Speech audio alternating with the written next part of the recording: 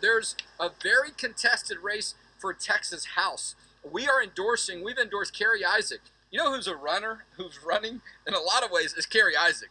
Okay, and look, I'm real excited about endorsing her, and I know you are as well, as our organization, because we've known her for a long time. As many people know, I lived in Hays County, recently moved to Cedar Park area, but lived in Hays County for a long time and got to know the Isaac family. I think her boys are close to the age of my older boys and maybe a few years older, but she's a runner, okay? She is a hard worker. She's a triathlon runner, I believe.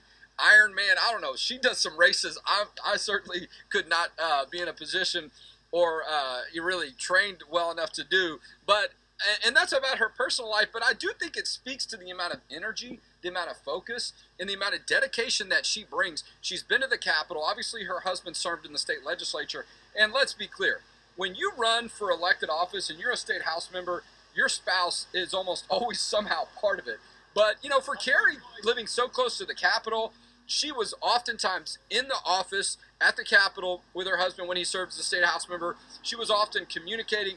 I could hear her being involved, and I could sometimes, hope you're okay with this, Jason. Jason would say, hey, I talked to Carrie. Here's how she feels about the issue. You know, they have a very strong marriage. They've been married, 15 years, and it's not a surprise that would be, your spouse would be kind of your main confidant on a lot of issues, but also someone who's saying, hey, I care about these issues too. She was also a constituent, right?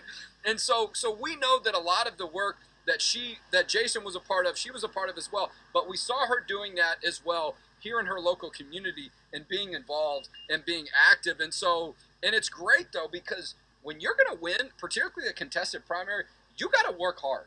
Okay, there are a lot of focus on this race here in the area. And look, a lot of times you're on the party side, it's a primary side.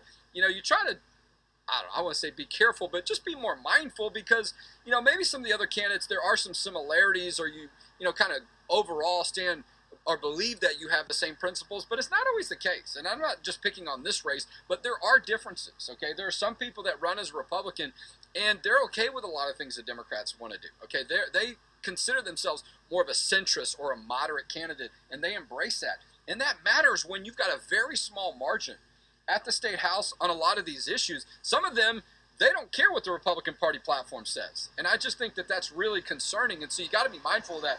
Carrie Isaac is not like that. I mean, she's been to these state conventions. She's been very involved in Republican Party work here in the local area, the district where she lives and represents. And so those are just some of the reasons why we've endorsed her. Who is the best choice for November to take a seat back? And that's one of the reasons why we have endorsed Carrie Isaac in this race.